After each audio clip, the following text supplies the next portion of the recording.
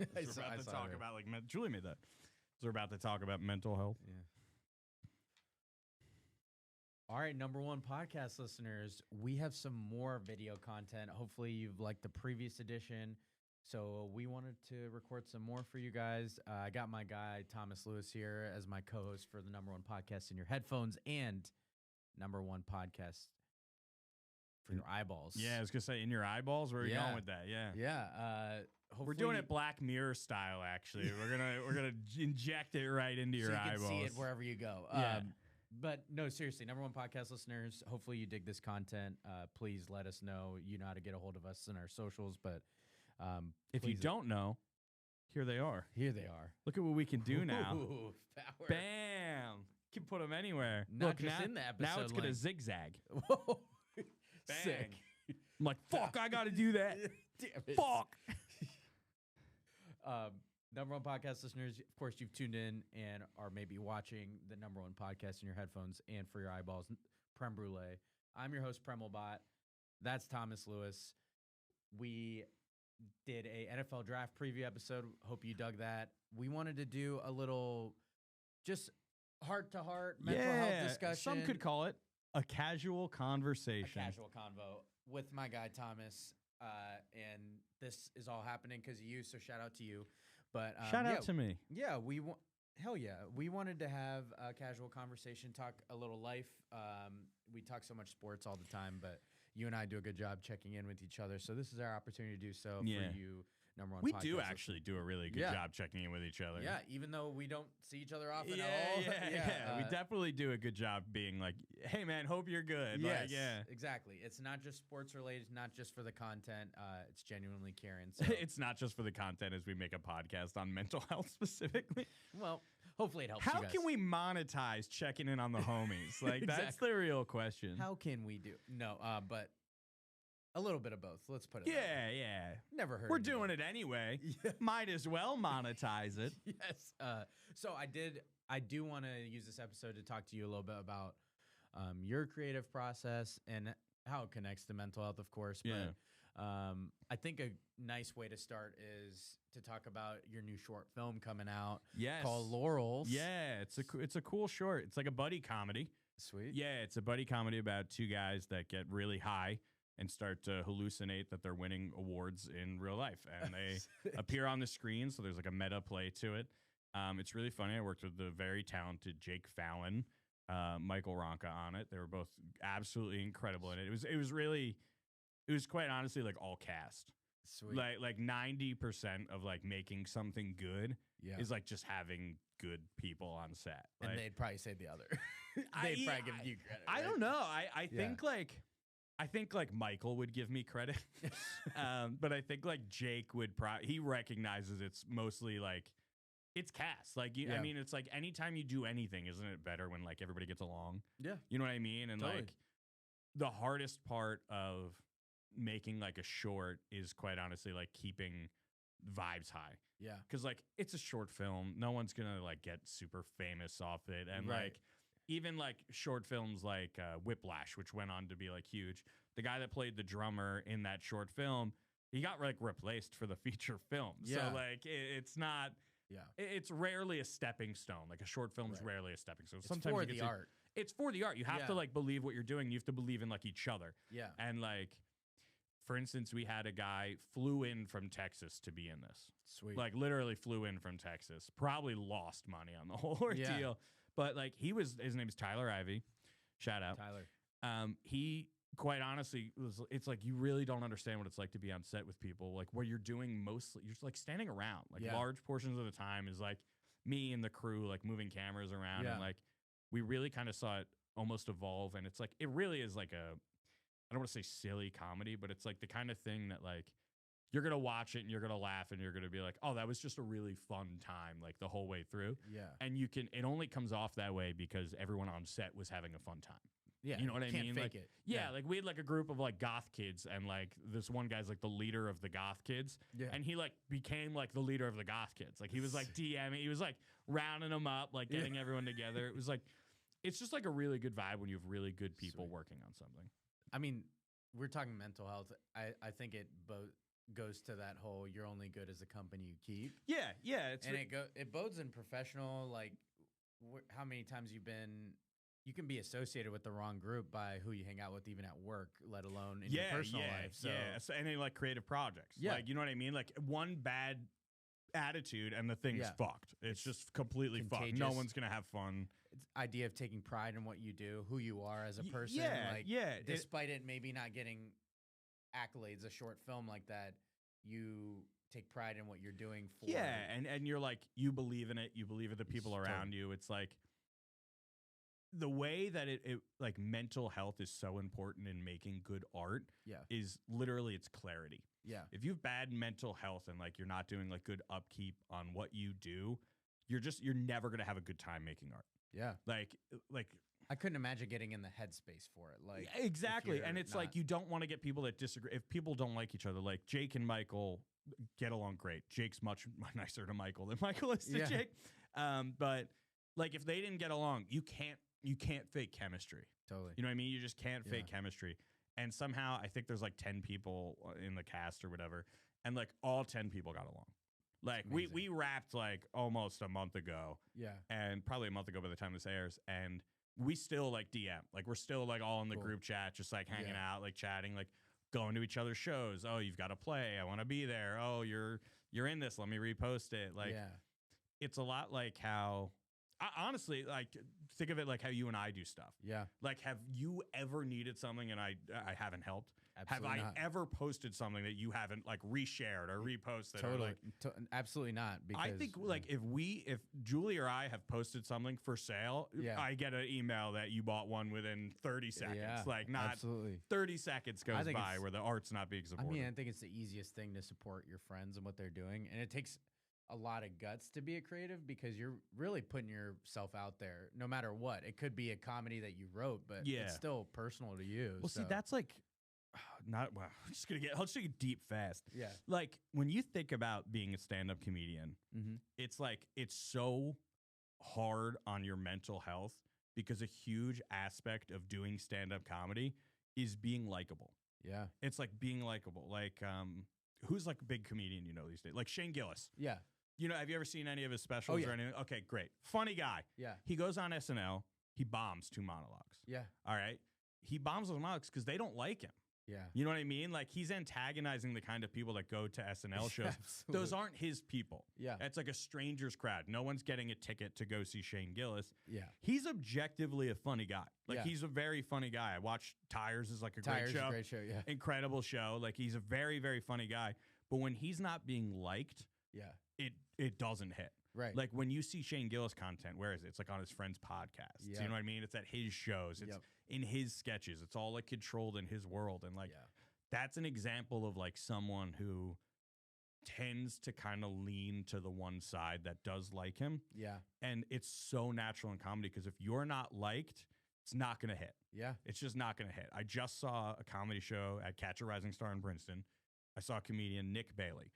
It was a stand-up comedy competition. I was judging, by the way. So, like, sweet. I know, probably like the meanest judge on the fucking planet to do that. But there was one comedian, Nick Bailey, and were his jokes like perfect?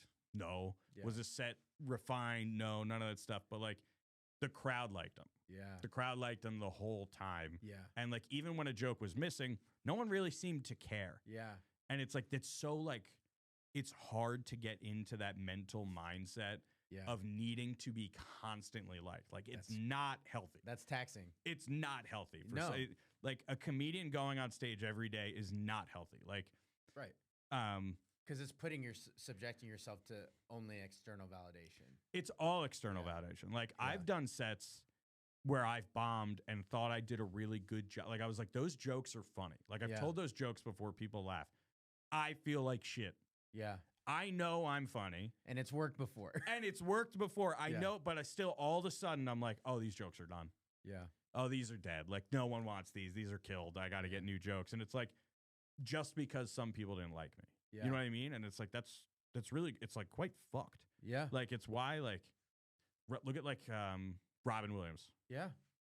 They probably just fucking weighed on him. And like, Robin Williams' son like runs like a number of programs now, basically, where he talks about like mental health and comedy and things like that. And I think it's like so fucking fascinating, quite honestly, because like everyone says this, but like Robin Williams had to be the last person on the planet you thought was going to take his own life. Yeah. Like he literally, if I had to Epitome of make happiness, if I had to make a list of 2 billion people, he'd be Yeah. on the bottom. You mean the guy that makes every one of us laugh? Exactly. And it's like deeply sad, and there's like no real way to check on someone's internal mental health. Yeah. Right? You know what I Yeah. mean? Like I struggle with that with my friends, because like so I push my friends. Like I feel like you and I definitely push our friends positively. Like we're not being assholes when we're pushing our friends or anything like that. But like I do, like if I see like my friend start to pull back a little bit, or like become like a little recluse or like a little sad, I'm like, red flags. Yeah. You know what I mean? Like red flags go up. And like my friends, we do check in. Like, you know, we check in all the time. Like it's just so tough to know what's going in on somebody's mind. Yeah. Especially in situations where like, take Steph, for example. Yeah. That's a job where you have to be on. Yeah. You know what I mean? Like you literally cannot. She's a teacher, those of you that don't know. Oh, She's yeah. a Sorry. teacher, Yeah. You have to be on. Yeah. Like there's people that depend on you being happy. Absolutely. Every day. And what grade does she teach? Kindergarten. Literally. Yeah. Like you're literally shaping the way children interact with adults. Yep. That's an enormous amount of stress on Steph every day. Absolutely. And like when she comes home, and please be as honest as possible, do you ever feel that stress from her? She does a great job. Now, as See? we've come across, Yeah. we've done like, so we've become parents. We're very deliberate with checking in now. Yeah, you have to be. Where prior to having kids, it was a little bit easier to let that fly by night. Yeah, let that stuff go. But yeah, I mean, you can tell it impacts things, and you can tell when a day goes great or not great. But that's just me knowing her for so long. But you would never tell from the outside looking in if she had to answer your question. And like, how hard is that even like as a partner? Yeah. You know Steph better than anyone on the planet, inside and out. You could probably read her mind at times. Yeah. You'll never really know. Yep. Because people hold stuff in. You don't know how someone's internal monologue works. That's why keeping up on mental health is so important, even if things seem okay. Yeah. I mean, sometimes they're just not. Absolutely. You know what I mean? Like it's just stressful. They're not expected to be, but yeah, that's where the checking in comes, because it's not natural for some people to seek out, help from their friends, professional help, whatever. Yeah, there's whatever versions of that work best for you, but it doesn't come natural to a lot of us. I have never in my life like contemplated killing myself. Like I've never once thought to myself like, I'm going to kill myself tomorrow. You know what I mean? I've just never ever made that leap, or like I've never gotten to like that darkness or whatever you want to call it. But like there are times where I've like I don't want to say thought about it, but like you get like an impulsive thought. Yeah. You know what I mean? Like you get like why am I doing this? Yes. Like, you know what I mean? And to me, it happens at like 3 a.m. Sure. Like if I worked on something all night and it's not working or not clicking, I will like give up on myself, and I wake up and I'm good. Yeah. Like I've never once thought about doing it. Yeah. But the fact that someone like me or us who is very, very aware of mental health. Yeah. It can still, you know what I mean? I go to therapy all the time. Yeah. I was going to ask what you do being in the creative space and so deep in so many different facets, like short films. Yeah, it's tough. You're always exercising your creative juices, subjecting yourself to external judgment and validation at the same time. What do you do for your mental health? I quite honestly, it's like, please don't. I'm like, please don't take this to heart. But it's like literally people like you. You know what I mean? Like it's people like you. It's people like Al. Yeah. You know what I mean? Like I feel like if I was ever going through something like bad, like I could call you. I could call one of my friends. I could call someone that I'm close to. You have your wife too. Yeah. And like, I don't need to call you guys because I never get there because I have you guys. Does that make sense? Yeah. So it's like, I think like literally without even calling Julie or calling, Jake, there was at one point, we were filming something and Jake literally just came and put his hand on my shoulder. It's like he sensed it. Yeah. You know what I mean? I was just getting stressed and things were going well. Yeah. Things like there was nothing going wrong, but he has such a good like internal click for whether or not something's like right or wrong. Yeah.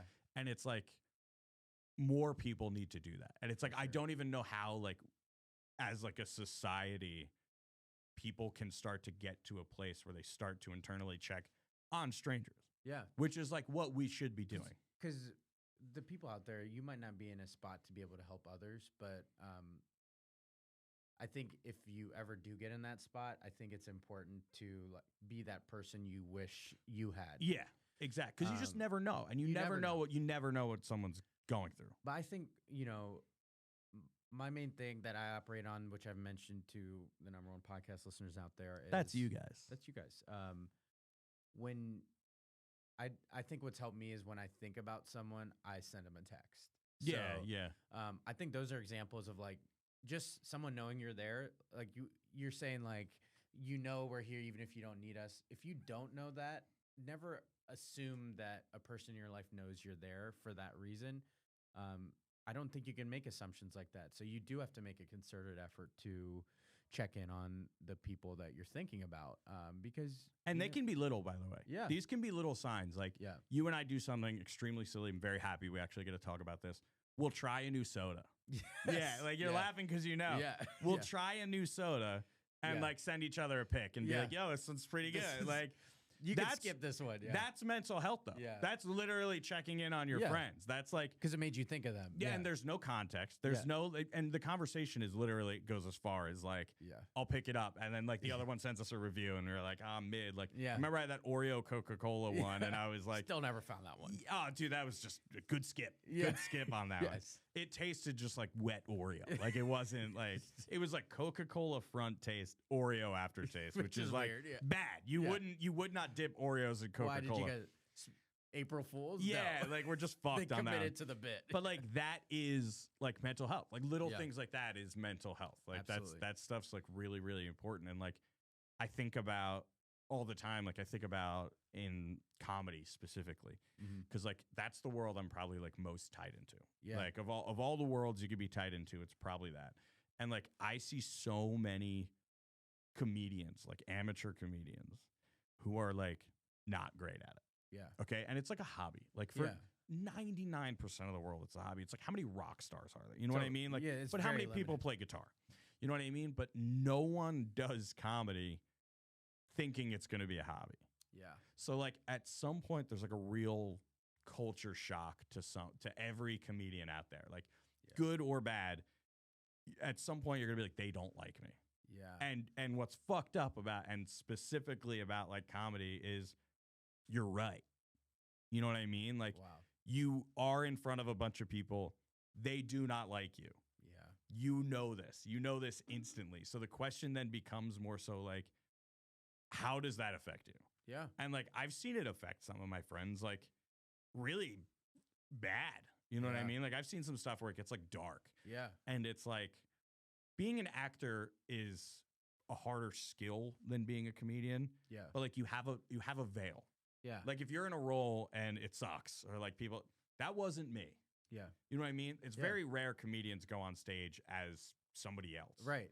And like, in acting, you move on to the next role theoretically. That's it. But like you have to carry that. Yeah, you have to carry that with you. Like it's kind of like weirdly tied into being like a bad athlete.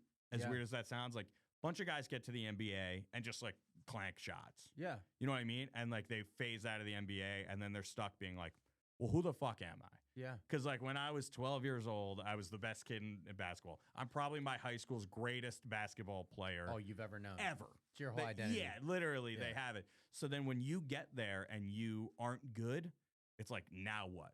Yeah. And like with comedy, it's almost weirder because it's like you get it you're not the high school's funniest person. Yeah. You know what I mean? Like you don't know. Like there's not as many comedians as there are good basketball players in high school. And you probably have been flow like, oh, I might be the funniest person ever. And I'm like, why am I doing this? Yes. And like there's extremes. Yeah. So many funny friend groups. Like, you know, Will Muckian. Yeah. Shout out Willie Mucks, dude. Billy. One of the funniest dudes I know. Yeah. Like he literally cracks me up all the time. His timing's incredible.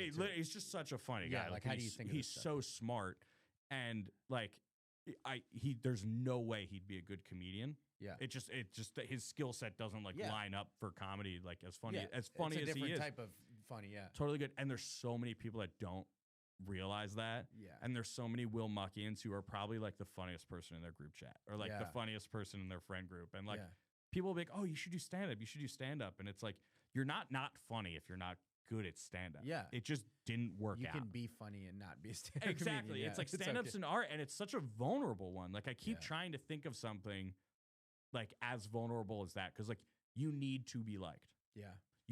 You just have to be liked. Your success is tied to it. You're literally tied to entirely being likable. It's like, I mean, a good example of an actor, like you can hate an actor and that was the point of their role. Yeah, like Joffrey Baratheon, like that kid, like from Game of Thrones. Spoiler alert, but like, he's not. I mean, if you haven't watched Game of Thrones at this point, fuck you. There's no spoiler alert. But like, everyone was made to hate that guy. I think he's done acting. Didn't he? Like, he was retired. He literally was like, I'm out. Yeah, like that's it. Like Daniel Radcliffe, who played Harry Potter, famously takes shocking roles now. Yeah. He famously tries to separate himself from the thing that made him the biggest thing ever. Yep. And like comedy and like comedians do the exact opposite. Yeah. And like it's like so sad to think about. Like it's just sad to think that there's literally like subsets of artists out there whose entire identity is tied to being a likable person. Yeah. Because, like, you can separate the artist from almost every other art. Yeah. Like, yo, not to spill the beans, but your Wi-Fi password is still Kanye. Yes. Your Wi-Fi, and it's like we've passed it being okay. Like, he came out in like a Klansman robe the other day, black one which means it was custom made. He made it custom. Yeah, like some tailor made that for him. Tough look. But like you can separate. You can be like, I fucking hate Kanye West, but like. Graduation's sick. Yeah. You know what I mean? Like, you really can't do that with a comedian. You can't be like, I fucking hate this guy, but I love watching him perform. Like, what are you talking about? Like, there's no way to do it. Like, we're not listening to like Dane Cook CDs anymore. Yeah. You know what I mean? True. It's just Dane Cook also a shitty dude. Like, so many comedians end up shitty dudes. Like Chris D'Elia, shitty dude. Yeah. Like all these guys, because they're fucked. Their mental health's literally. Yeah. It's like you're wrecked from it. And it's like, as someone who like works with like a lot of comedians and like I work in that comedy sphere and like I meet a lot of comedy writers, there's guys that have their heads right. And it's like, even if they're not as funny, they're going to be a bigger success. Yep. It's just like getting your head right. Like look at someone like Seth Rogen, who's actually a tremendous actor. Yeah. Very funny dude, started in comedy. Have you seen Seth Rogen do stand-up since he got famous? No, because it's fucking terrible to do. Yeah. Every comedian would rather be a funny actor because you're not inherently tied to being well-liked. Does that make sense? Tied inherently to you. Yeah, exactly. And it's like, I literally think about, just to wrap it back up, like Steph. Yeah. Like, how many school teachers are going through it without a you at home? Yeah. Like, that's fucked. Like, there's so many jobs you have to be on. Doctors are mean. Yeah. Doctors are fucking mean. They don't have to be happy, but like, your teacher, like, if you're mean to a kid, you could literally fuck the way that kid thinks of school forever. Thinks of school forever. Yeah. Thinks of parents forever. He might never trust going to an adult. Yep. You know what I mean? And it's like, have you seen Quiet on Set, the Nickelodeon documentary? Yes. Okay, so that I don't know anyone personally affected by Dan Schneider. Like I don't. Like I'm just not in that circle at all. But it was so obvious in retrospect. Yeah, all the things they talked about. It was so obvious in retrospect that someone in that circle knew. Yeah. And still did nothing. Yep. Like there's so many people on there. Like I think they only I don't want to say threw anyone under the bus. They only rightfully crucified like 4 or 5 people. Yeah. But something that big is like they largely didn't talk about the people that knew. 100 people knew. Or knew. 100 people, people's friends, you know, like I think it was like Drake Bell's girlfriend's mom answered the phone call from the guy and was like, something's fucking wrong. Yeah. Something's wrong. And like, why did it get to Drake Bell's girlfriend's mom? Where was everyone before those degrees of separation? Yeah. People don't check in on people. Yeah. Like they don't check in on people and it's bad. It's like very, very bad. It shouldn't happen, but it does happen. And there's really no way as a society to make it okay because people don't want to talk about it. Yeah. Is suicide still the leading cause of death in men? That I don't But know. I think it might be like more men die from suicide than like car accidents or whatever. I don't know. I don't know the actual number. It's high up there. It's one of the leading causes of deaths of men. And it's like, I literally don't even feel comfortable telling my friends like, hey, please don't kill yourself. Yeah. But why not? Yeah. Why Look, can't like why can't I literally be like, hey, dude, I love you. Yeah. And I want you to be around for as long as you possibly can. Facts. Basically exactly what my doctor says to me when she tries to get me to diet. But that's not happening. It's just like, it's so fucked. And there's like no way to go back. And there's like certain groups that are like way more prone to it. Yeah. You know what I mean? Like you see, growing up, I had a friend whose dad worked for some intelligence agency, like maybe the FBI, something like that. And his job was literally to like look at like proof of like sexual assault in children. Whew. All day. Gosh. Literally all day. Awful. Like that's like his job all day. Is like someone will call and be like, I think this guy's molesting children. Let's get a camera in there or whatever. Awful. Find out. Like, let's do a sting operation. And you know what he does now? He's an actor. Wow. Literally, he went from being that guy to an actor, probably because he just wanted to not be himself anymore. Yeah. He was like, I want a new role where I don't have to take it home with me. I could do whatever I want outside. Yeah. And that's great. You know, like Chris Pratt, who sucks as a person. Like, I'll come out and say that. Like, he was into like conversion therapy, like just a fucking loser. Yeah.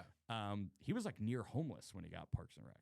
Like he was living in the Andy Dwyer character is not far off. Yeah. No, it was like, it's probably why I got the part. Is like he pretty much was him. And it's like, how close was Chris Pratt to like, you know what I mean? Like you have no idea how close people are to the edge. Like, it's tough. Like I can't think of a way that makes sense to basically like, there's no way to fix a mental health epidemic. There's no way you would know, but you can guarantee that you won't know someone's status by not bothering to ask. Exactly. So they might not offer it to you, but you sure can ensure that to be the case by not even trying. Yeah, So literally, That's kind of how you can guarantee it. Yeah. You can guarantee you're not doing your job if you don't blindly reach out. Right. You know what I mean? Like I have friends, I'm not going to say any names right now, but I have friends who like red flags have definitely gone up. Yeah. Like red flags have gone up before and like, I'm like, okay, I'm not going to be the guy that ignores a red flag. You don't want to sit with that. You just don't want to do that. You don't, I'm like, you want your friends to be happy. Yep. You know what I mean? Like that's part of it too. Like you want everyone you love to be happy. That's totally normal. I want to ask you, you mentioned going to therapy. Yeah, I go to therapy. How did you first approach that? Because a lot of people might be considering it, but was it easy for you? How did you go about finding your therapist? I will literally like directly talk right here. Like if you're thinking about going to therapy, you should be going to therapy. There should be no blockade to going to therapy. Just go. There's no stigma. There's nothing bad. Especially in our generation, I think we do a better job about I have never once heard anybody be like, you go to therapy? Yeah. Literally, I see people get judged for not going to therapy more than I see them going to therapy. Oh, that person probably needs therapy. Yeah, like there's definitely been people that are like, oh, that person needs therapy. But was it as simple as like Googling therapists in your area at the so start? I didn't need therapy when I went. Okay. Sorry, I'm gonna start that over. I didn't need therapy when I first went, and I made that like pretty clear to my therapist. I was like, I'd gone to like a couple different therapists. I didn't like them. Yeah. It turns out I literally will only talk to like women. Again, probably not good. Like probably not healthy. Got to be something in there that makes that happen. But I didn't need to go. And when I went my first session, I basically told my therapist, I don't need therapy right now. I'm in a really, really good place. Things are really good. But I think now is a very healthy time to start going to therapy because if I need a therapist, I don't want to be starting new or too far. I don't want to be too far along. Great point. To where I should have had a therapist. Yeah. And I don't. So I went kind of preemptively and like that mental health upkeep has probably stopped me because like she's an email away. Yeah. You know what I mean? And it's like I travel a lot. So like unfortunately I cancel. Like I'll cancel therapy. But every time I've needed to go, she's there. We already have a relationship. Yeah. There's no, like, there's not, I wish, I'll just talk directly to my therapist here too. I wish I had more to give you. I know the sessions are boring. Like, I know that these can be boring as hell because I'm just like, things are good. Yeah. But like, I know I could go to her. Yeah. Like, have you done therapy? I've not done therapy before. Ever? No, never have. Yeah. See, you know what's interesting, and this might be a hot take, and you could weigh in on this. Like, you and Steph, super happily married. No one's. Have you ever thought about going to couples therapy as like you're both parents? Just preemptively, There's stress. Yeah. You know what I mean? There's stressors there. Like, it might be a good idea to go. Yeah. So that way, if you need it, it's not awkward. Yeah. You know what I mean? It's like, not like we're starting in a awkward spot or when things aren't. And it's not like, God forbid, again, no one's rooting for this, and they're very happily married. Just to emphasize, completely hypothetical here. God forbid you guys get into a huge blow-up fight. Yeah. Okay? And Steph's like, we're going to couples therapy. You could be feeling attacked by that now. Totally. But like, if you go when you're healthy, she could just be like, hey, we're going Thursday. Yeah, it's a dual investment. You're in it together. Like, I think couples therapy should be more common for happy, healthy couples. Because like, there's little shit. Like, there's fucking things I hate that Julie does. You know what I mean? But like, they don't bother me. Yeah. I have suggested going to couples therapy as like an upkeep thing. Just like maintenance. Let's just go. Like, let's just go for fun. Like, let's just, you know what I mean? I don't want to bicker with you, but like, we have the approach that it's always me and her versus the problem. Yeah. It's never me versus her. On the like, same team. Yeah. It's me and you versus the problem. So like, what's the problem? What's your side of the argument? Like, let's figure that out. And it's like, you are a prime example of someone I would think has done therapy. Appreciate that. You're a very mentally healthy dude. That's quite the compliment. Yeah, like you are, like you've always been super upbeat. Like I actually don't think I've ever seen someone like dispel negativity as much as you. Yeah. Like, it's genuinely hard to be in a bad mood around you, and I've tried. Appreciate that. But I think like, even if you went to go once a month. Yeah. You know what I mean? Go once a month. Just build a relationship with someone, because like, God forbid. You know what I mean? And you have 2 young kids, so like time's tighter. You know what I mean? Like, no, but it's a great example to set too. Yeah, do teletherapy. You have 2 young boys. Yeah. Well, I mean, their 3rd grade teacher could change their gender, right? That's what they're that's what they're doing these days. Yeah, they just pick whatever gender they want.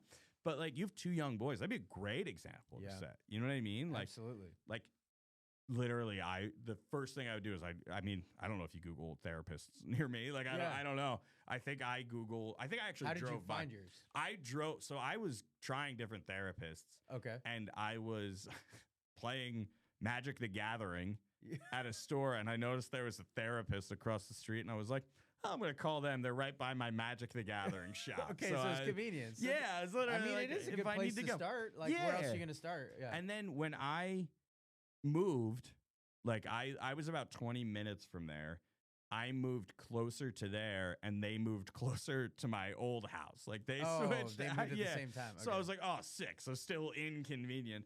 But like, I've never once walked away from therapy. Again, like, I'm in a pretty good spot mentally. Yeah. And I've never once walked away being like, I wish I didn't do that hour. Yeah. It's an hour. Yeah. My therapist, we're just buds at this point, which is against the rules.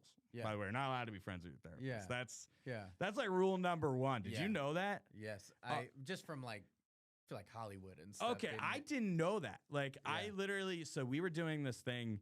I was trying every pork roll, egg, and cheese in New Jersey. And I swear I went to a bagel shop and my therapist was there. Yeah. I think I saw her through the window behind the counter. She's probably working like a part-time job. And I literally was like in a panic. I was like, I cannot go in here. Because we can't be in the same place. What do I do? Yeah. Like, I was like, this is nuts. Like, if I see her on the side of the road, car's broken down, I just got to be like, beep, beep, see ya. Like, good luck. Like, not allowed to help you. Yeah, rules are rules. Yeah. Like, she's getting mugged. I'm like, I don't know. Like, we can't interact in her personal life. That's on you. These are your rules, lady. But it's like, she's been so helpful in just like keeping my mental health good. Yeah. It's been good the whole time, and she's been so good at keeping it good. And it's like, as someone who does do comedy, it's like, I'm probably fucking at risk. You know what I mean? Like, I do go through a lot of stuff. Luckily, I'm fucking hilarious. So like, things go well for me more often than not. But like, there's times I doubt myself, but it's like really good to know I have someone to talk to who isn't you. You don't want to raise red flags to your friends. You know what I mean? Raising a red flag should be like a final signal. You know what I mean? And it doesn't always. That doesn't even always happen with you don't. Yeah, what red flags did Robin Williams have? You know what I mean? Like what red? So that right there is Doug Kenny. Yeah. He started the National Lampoon. Okay. He one of the funniest dudes from Chagrin Falls, Ohio. By the way. Yeah. Ohio, yeah. Right. So one of the funniest dudes on the planet. He made Caddyshack and like all these movies and stuff. And he saw like Airplane in a movie theater. You know the movie Airplane? He got like wildly depressed. He got wildly depressed after he saw Airplane. Wow. Because he was like, holy fuck, no one's going to like Caddyshack. Holy crap. Yeah, he was like, holy fuck, that's the movie people are going to like. Yeah. Basically tailspinned out from there and ended up at a rehab in Hawaii. And they found his glasses on a mountain and he fell. And like, there's a huge debate. It's like, who takes their glasses off? You know what I mean? Like, why would his glasses be? It's all weird. Yeah. It's all weird. And like, no one really knows what happened. I don't think anyone really knows what happened to him. But like, one of the funniest people on the planet saw something else that was funny. He was literally like a millionaire. Like, he did Animal House. That's a National Lampoon movie. Yeah. Like Caddyshack. He saw one thing and fucking tailspinned out. Gosh. He's like, I'm not good enough. That's way funnier than I am. And like, I do that with comedies all the time. Sometimes I hate my funny friends. Like, do you know how much it pisses me off? Like, put it right back out there, Jake Fallon. Like, I wrote Laurels. It's a very funny script. By the time I was done, like, I very rarely laugh at my own scripts. Right. I laugh at my own jokes. I think they're funny. That's why I wrote them. But like, I very rarely laugh at my own scripts. And I remember reading Laurels back, and I'm like, it's fucking funny. Like, this is just funny. And Jake Fallon shows up to set, basically like had the script for like a week, starts ad-libbing things while we're reading that are funnier than what I spent months writing. Rewriting. Like literally rewriting, panicking, and I'm like, it's perfect. And he'll just go in there and he adds like a little like twang to it, and I'm like, I fucking hate you. I can't believe you just did that. Like I fucking like and you nailed seconds. it. Yeah. And you nailed it. And it's like he doesn't do stand-up comedy. He does improv. But he doesn't do stand-up comedy, and it's like, it's so annoying that that's my craft. And it's like, you can almost relate. Like, you know what I mean? Like, I could imagine snapping. Yeah. Like, imagine like, if you weren't doing what you're doing. Yeah. Imagine your entire life is based on external validation about being really good at this one thing. Yeah. And someone else is just better at it. And there's literally nothing you can do. Yeah. You know what I mean? It's got to be like, you got to feel like Paul George and LeBron James, dude. It's like, I'm the great. Raptors against LeBron. This guy just fucking. I'm trying my absolute hardest. Yeah, and I have no recourse here. Yeah, but it's like it's so tough to separate it as a comedian because it's you. Yeah, you know what I mean? It's just you, and there's like not many other jobs where it's you and you have to be liked. Constantly, and like SNL recently made like kind of a switch. Do you watch SNL? SNL used to be like the fucking bad boys of comedy. Yeah.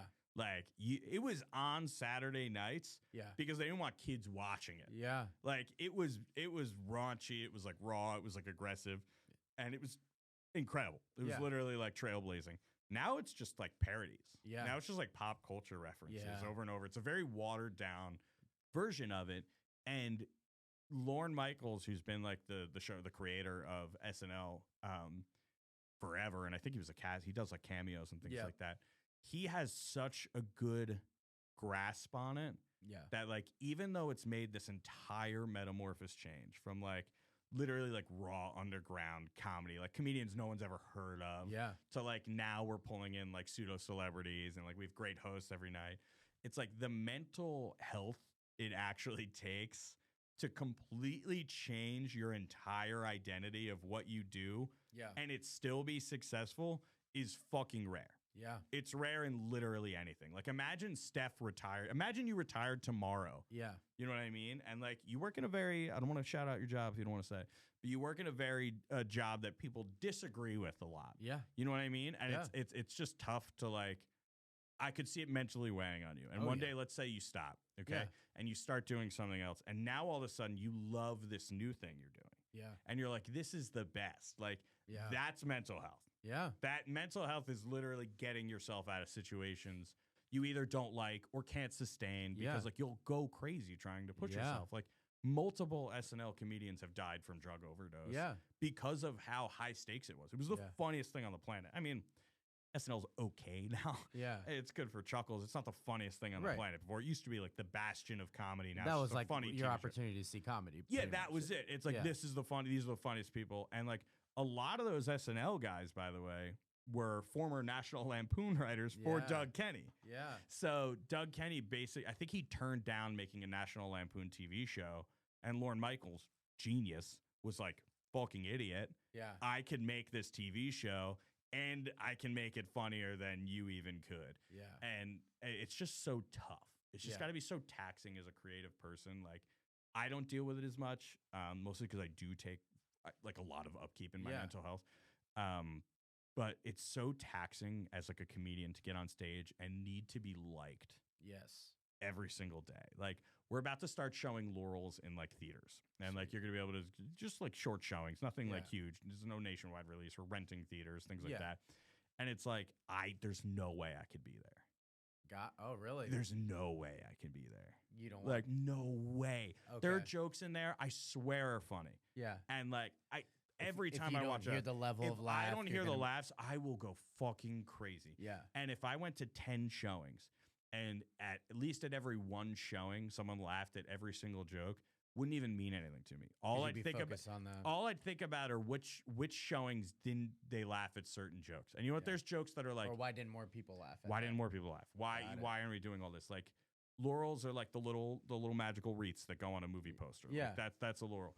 And like it kind of all started because like comedy's just all about validation. Yeah. So I was like, what if we literally made a comedy about validation? Yeah. You know what I mean? It was literally like, what if their whole life is just like validation, and things like that. And it's like, I'm really excited for people to see it. Like, I really think everyone did a really good job. Shout out like my entire cast. Jacob Fallon did great. Michael Ronco was great. Cassidy. Shout out you, man. Yeah. You know what? Shout out me. Not only that, I wrote, directed it. Yeah. I'm editing it. It's tough, you know? Honestly, putting it out into the world in itself is a big shout out to you. Yeah, it's tough. It's really tough to, You're just talking about needing validation. You're putting it out there to be judged by the people. So that in itself is a big thing. That's why in mental health, I think celebrating your victories is easier said than done. I don't think people recognize themselves enough. You're one of those where you do a lot for other people. Speaking of of course you have to be. You don't do those for validation, but you still deserve the validation. So I think that's it's you know, I will say it's not that I don't do it for validation. Mm-hmm. It's that I know, like, for reference, I just drove 8 hours to be here to do 2 pods with Prem. Yeah. And like, I know that if I had a showing in New Jersey that was very important to me, you'd be there. Totally. You know what I mean? Like, it's just like, it's not a matter of validation, and it's not like I call it friend equity. Yeah. Okay. There's like I believe in friendship equity, which is basically just karma. Yeah. It's like, you don't owe each other anything. Yeah. We don't owe each other a single thing. There's not a single thing you and I owe each other. But like, isn't there an inherent desire to do things for each other because we know you would do it for the other person? You know what I mean? Sure. Yeah. Like, there's just like, it's like you build equity with people. Yep. You literally build equity with people. Just like when you're on stage, you build like equity with a crowd. They laugh at some of your jokes. You get a little leeway on like the less funny ones and things like that. And it's like, friendship equity to me is like, that's good mental health. You know what I mean? It's like, am I being a good friend to those people that are being good friends to me? Yeah. Because I guarantee if you are being a good friend to friends that are good to you, you're going to be in a better place mentally. Oh, for sure. I think that is a major factor in checking in on the company you keep and them reciprocating it. It's hugely, hugely beneficial to your mental health. I do things like meditate. Oh, hell yeah. Shout out the shirt. Shout out Ransom Supply. Waiting on that sponsorship, Ryan, by the way. But oh, fuck. He just called you out directly. But meditating's big for me, and I didn't know where to begin with that. I'm like, as an Indian man? Yeah. Don't be a stereotype. No, but I didn't know where to begin with that. So I just sought out like workout apps that included meditation, and it's helped me kind of get in a space where I'm able to get there myself. I've had a cousin suggest like certain types of music gets her in the space of doing that. So like really calming, and you'll see that if you take a meditation class, they'll usually incorporate that. I've done meditation. I did like David Harshada Wagner. He does like I liked guided meditations. Yes. Yeah. That's what I mean. A guided meditation is a great place to start. Yeah. We're talking about things like you did preemptive therapy. If you're not in a place where you thought to do that and you're thinking maybe it's too late, that's not the case. You can still do things like Google therapists near you and see who's near you, even if you're not in a healthy place of maintenance, like Thomas is. Now, if you are in a space that you are healthy, that's fantastic advice, because you can be like Thomas, who's in the most judged profession there is. It sucks. And is seeing it work for him. So if you're in a space like him where things are good, this might be the time to try it and mimic what he did. But if you're not in that space, that's okay, and it's not too late to go either. Just don't be afraid to find the right one for you. If one's not working out, just like you did, you found one's found one that you vibed with. Yeah. Because it's natural. You vibe with a therapist naturally. Urge you, number one podcast listeners, if you're seeking therapy, what I've found from talking to friends who've been gracious with that information, as I'm always on a quest to ask what works for them, they found like don't judge the whole field of therapy based on one that didn't work out for you. It's just probably not the right one for you. And it's no hard feelings. Those people that work in that profession know that they might be a fit for a certain person, and you don't fit that. They don't take offense to it. So you shouldn't either. Find the right one that works for you, because if you feel like you're in a place that could benefit from it, don't judge it off of one therapist sample size. Yeah. Now, you could go 1 for 1 too. Oh, yeah. Hell yeah. Which is great. Maybe Googling therapists near me worked for you. Yeah, that's great, especially if they're cool. I know people that do virtual ones, like speaking of time, certain ones offer virtual, so maybe that's a place you can start if you don't want to go to an office. Other folks I've talked to are like, I need to go to an office. Otherwise, I don't feel right. I have to connect. I think you touched on something important, though, like the meditation, too. Yeah. It's like, you can work your way up to better mental health. For sure. You don't have to suddenly be mentally healthy. Like, you don't have to start eating like celery and green juice or whatever every day. The mental equivalent of it. Yeah, you don't have to suddenly like make like this huge leap. You could do baby steps into being mentally healthy. It could be going out for a walk. Yes. Yeah. Going out for a walk. Like telling your friends you don't want to go out. Yeah. Like that's literally mental health. Yes, like setting any type of boundary is mental health. Yep. Like, there are days, Julie and I, like, this is not a joke. Like, you're going to laugh, but I'm dead serious. We'll come home, we'll watch Superstore, which is like just like a sitcom for 8 hours and not say a word to each other. Yeah. Literally, it's like 8 hours. We do our own thing, get our own dinners right next to each other on the couch. Yeah. Mental health. Yeah. You know what I mean? Like, there's baby steps that run up to it. Yep. Anything that prevents you from getting to a worse place is a positive step towards mental health. For sure. I think we should, I'm going to cut this for that I'm saying right now. I think we should do a Magic Mind ad now. They like to do it in the beginning, so we might have to splice it in. Oh, cool. Like the first 30-second type. Totally cool. Do you want to give us a cut in there? And it's like, speaking of good mental health. Maybe I'll do like real quick, speaking of not resting on your laurels. Yeah. And we could do like we'll wrap like we should probably wrap in like 10. So we'll do 10 more minutes of conversation, then we'll do the Magic Mind thing. Okay.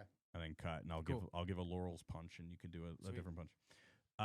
But actually to wrap it back to literally not getting to a dark place and like comedy and all that jazz, it's like when you think about your life, like, are you happy with it? Yeah. You know what I mean? And it's like, and what steps can you take to either come to grips with your life and your reality? Because people struggle.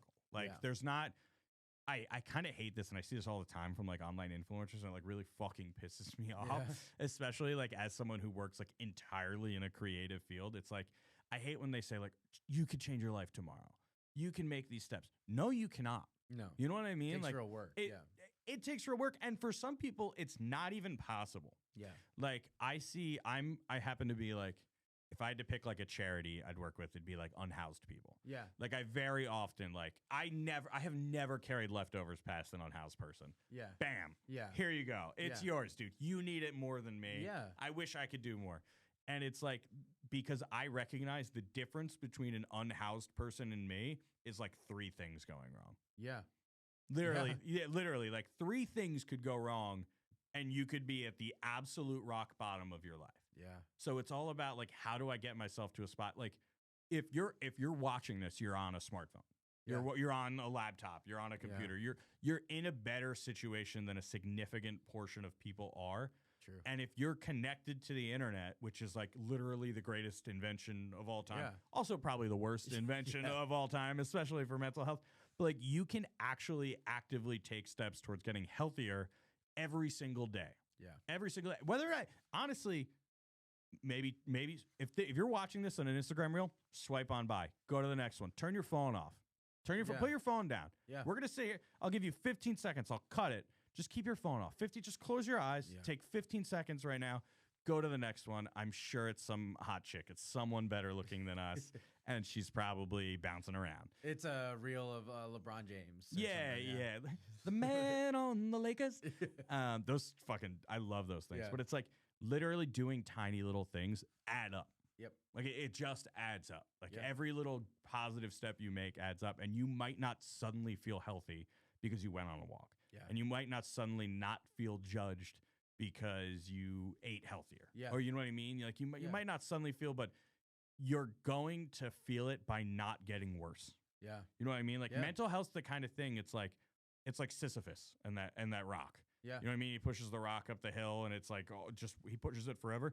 Yep, that's literally it. It sucks. No one asked to be born. We had no fucking say in this. Yeah. We are, and every single day we have to work hard to make sure that not only are we healthy, but the people around us are healthy and happy as well. And we have like a responsibility to do that. Yep. It's not like something you could just you're never going to casually stumble upon being healthier mentally. Yeah. You have to make active decisions towards doing that. Yeah. And I think it gets lost on a lot of us because of like, there's so many influencers out there. And the internet's like, the internet's so fucking fake. Yeah. Like, the internet's such bullshit. Like the internet, it drives me fucking crazy when I see people. I go to I went to school with. I see their Facebooks. They're posting statuses, and they're like, "Happy birthday to the best husband ever." And I'm like, okay, pretty sure he abused you. Yeah. Like, why are we doing this? Yeah. You know what I mean? Like, I understand relationships are complicated, but like, maybe just don't post fake bullshit on Facebook because you don't realize you could be poisoning the well for somebody else. Yeah. You could you could be normalizing that shit behavior to like your cousins. Yep. You know what I mean? Like there's a responsibility to your fellow human being. Yep. To take good care of your own mental health. Yep. You know what I mean? Like it's like a DUI. Yeah. Like it's like I will not drink and drive. I just won't do it. It's just I'll do tons of fucked up shit. Yeah. I can't drink and drive because I could potentially be taking the decision to live out of someone else's hands. Yep. You know what I mean? And like people don't realize that's like this is the single most country with the most shootings. Yeah. You know what I mean? It's like we have so many school shooters. Yeah. You know what I mean? They sell Kevlar backpacks. What society needed to create Kevlar backpacks where the solution was Kevlar backpacks and not fixing whatever the root issue was? Insane. Because at some point they got to Kevlar backpacks. Yeah. There wasn't one school shooting. I think why did we need to make this? Yeah. Why did they make Kevlar blackboards now? Have you seen like the school doors that like those like fold out bulletproof squares or whatever? It's like, how did we get to a place where mental health, forget gun control, I really don't give a fuck. Yeah.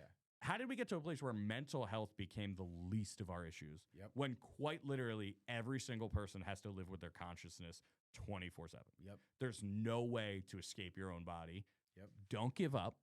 If you're struggling, if it sucks, keep going. Yeah. Like I promise you, small deposits like you're talking about. Literally $1 a day. Yeah. $1 a day, baby. That's all it takes. Make small, significant steps towards being healthier. Be honest with yourself. Yeah. Internally, if you're honest with yourself, you'll just be so much healthier. Celebrate the small dubs. Like you said, put the phone down for 10 seconds. Yeah. That's enough. That's enough. People are 10 seconds are going to do everything. Yes, it is. Because 10 seconds is going to do turn anything if you're that hard on yourself either. Like, it's okay to celebrate the small wins, especially if you're not in a place to celebrate them. Like, okay, not doing the thing that's making it worse is a positive, like you mentioned. Yeah. Like you actively stopped yourself from doing what wasn't working, and that's a win. Every step in the right direction cannot be discounted. Yep. Like in any single thing that you do. But also like not going the wrong direction. And if you do go in the wrong direction, it's not The end? And it's never too late. It's never too late. That's what we were just talking about. You know, I love that you go to therapy preemptively and just for maintenance almost. But if you're not in that good place, it is not too late. It never is. Even just Googling it is a win. The fact that you thought to do that for the first time, taking that step is a win. That's like take care of yourself. Like your phone is like fucking poison. I'm on my phone all the time. You know what I'm gonna do right now? I'm gonna pull up my screen time. Oh boy. Oh, this is bad. Let's see. What do you think it is? For someone who uses it all the time, I'm gonna go. What does it do, daily or weekly? I think it's daily. Let's pull it up. Let's do. How do I even get to 9 hours or 10? Or we'll go. I'll go above 10 and a half hours. 10 and a half hours a day? Yeah. Okay. Ooh, I'm at 9 hours. Okay, good. Do you have your phone? Where's yours? Oh shoot. Let's see. Let's call you out. I'm on my phone 9 hours and 3 minutes a day. That's fucking atrocious. All right, screen time. Okay. I'm at 5 hours, 6 minutes. I'm on my phone 4 more hours than you every single day. That's bad. Yeah. That's really bad. Well, for someone who does it, I was thinking it'd be more. So there you go. There's a positive. There's a win. I'm going to get that down to 8 hours and 50 minutes by next week. But that's it. But also, if you get it down to 8 hours and 59 minutes, that's still a dub. Actually, definitely the most important thing you just said on this podcast. You cannot let yourself down unless you choose to let yourself down. Good one.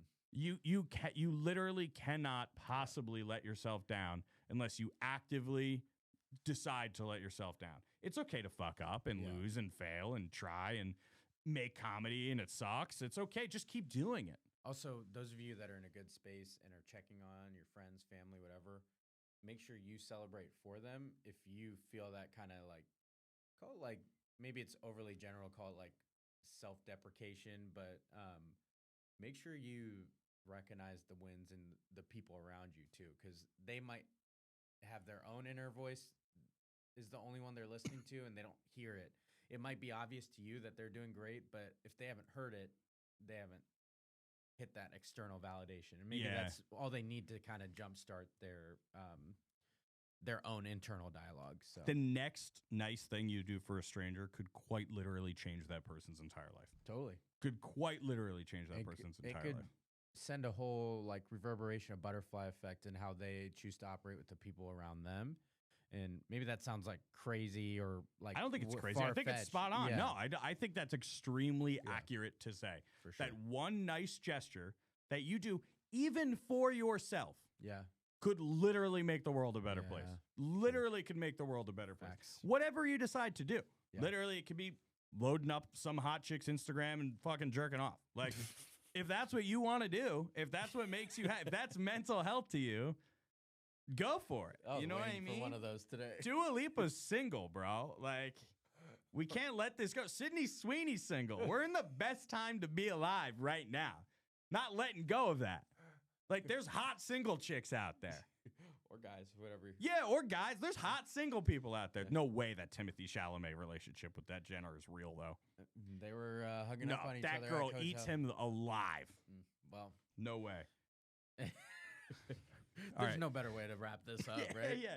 Then you can't fuck. The one thing you can't do is fuck Timothy Chalamet. He's fucking taken. Keep your fucking hands off Chalamet, all right? You fucking heard me? And the Jenner girl, too. You don't play fucking basketball. Don't look at the fucking Jenner girls. You know fucking rock star. You know, everyone, podcast listeners.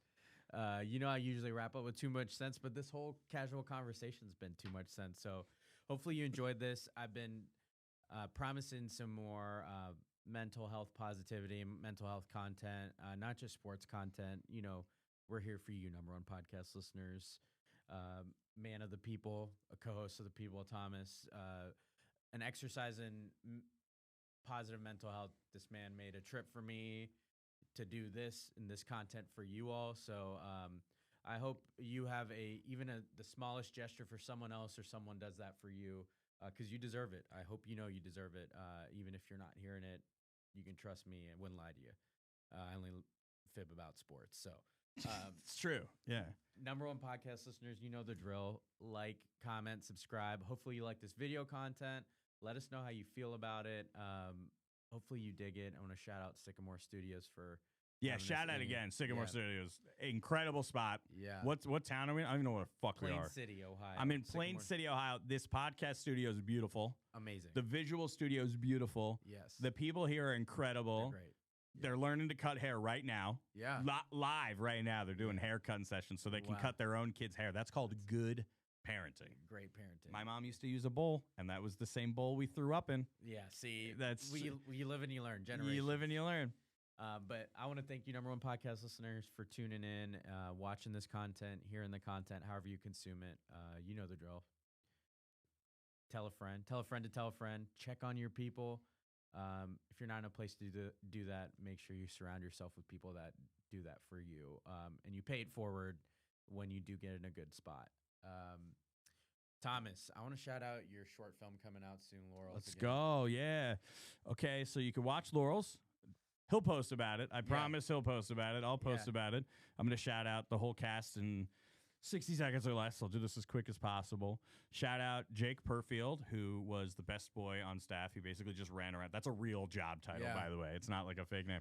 He basically did just everything we asked him to do, and he was very new to he's very green to the industry. So, like, shout out him. Shout out Jake Fallon, who, always brought the vibes incredibly high. He's an incredibly funny dude. Yeah. Well, check out his improv group, the Go Go Go's. Sweet. Incredibly funny dude. Shout out Darby. She has been literally such a pride and joy. She actually helped me. She did one of the revisions on the script. Sweet. I literally love Darby so much. You have no idea. She's such a good Sweet. person to be around. Like, all right. full blown vibe. Shout out Michael Ronca, an absolutely incredible playwright. Close friend of mine. I'm proud of you, Michael. You did an incredible job on this. I can't wait for everybody to see. Shout out Noah, who weighs 80 pounds soaking wet, was still carrying fucking big-ass lights around. Noah's absolutely ripped, jacked. Shout out Cassidy, who mostly does vertical. She literally does, like, these Asian... I don't even know how to describe it. They're like Asian soap operas. They film a whole video vertically to watch on your phone. Really? And they film it in, like, 15-second intervals. It's fucking crazy. Wow. Well, she's a fucking star. Love you. Shout out Tyler Ivey. Fuck the cops. Tell you about it later. Okay. Shout out Tyler. Incredible dude. Honestly, accidentally became a close friend of mine. Like, they tell you not to get, like, too close with your cast.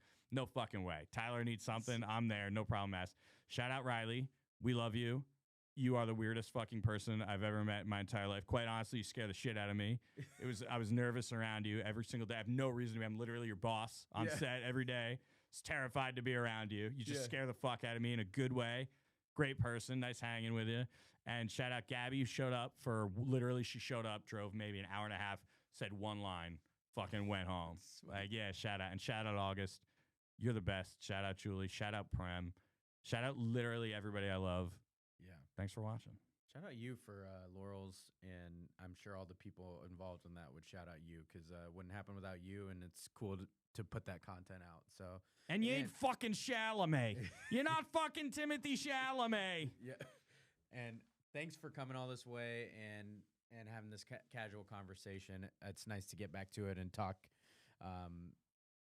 It's cool to hang. Two dudes talking mental health. It's good. Oh, yeah. Thanks for watching. Thanks. Bye. All right, let's do our...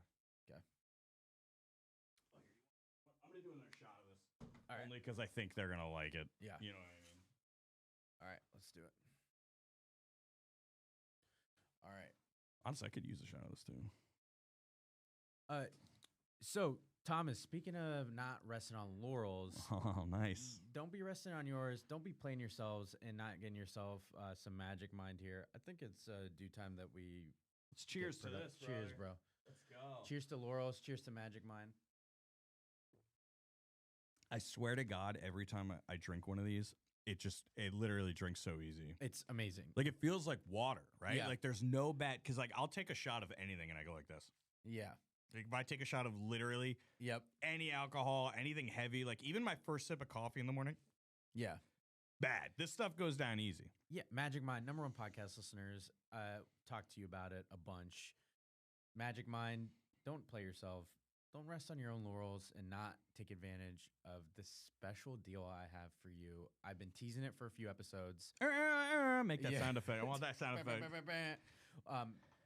this month for a limited time, Magic Mind is 40% off instead of the usual 20%.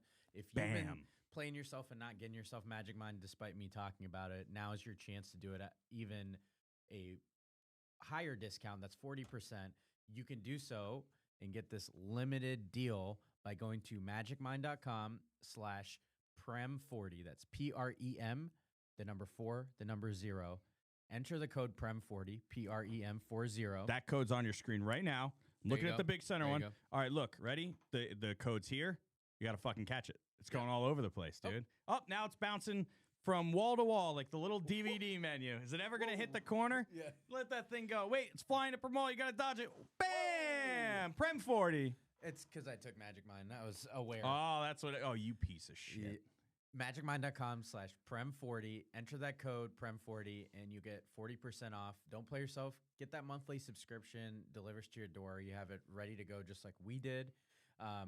I shout out the clean ingredients before. I rave about the turmeric, but really want to emphasize one of the other things that I love is that they include lion's mane, which is quite the trendy ingredient.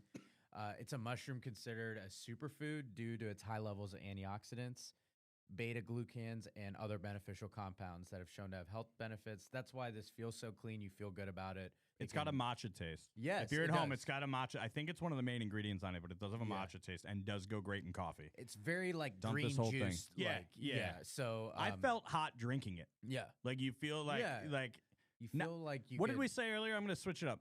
Not every hot person drinks this, but everyone who drinks this is a hot person. Wow. You heard it here first. You want to be hot, got to get Magic Mind. Don't play yourself. Magicmind.com/prem40. Limited time deal. It's extra percentage off. Don't play yourself. If you've really missed the boat on getting this, now's your chance to.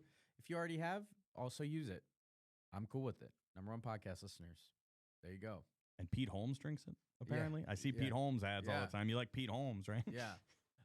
So anyway, Thomas, let's talk more about your film. Can you tell us about it? Yeah. Cool. Hell yeah. Good time. Bang. Let's get the fuck out of here. Sweet. All done. All right, we ran late. It's all good.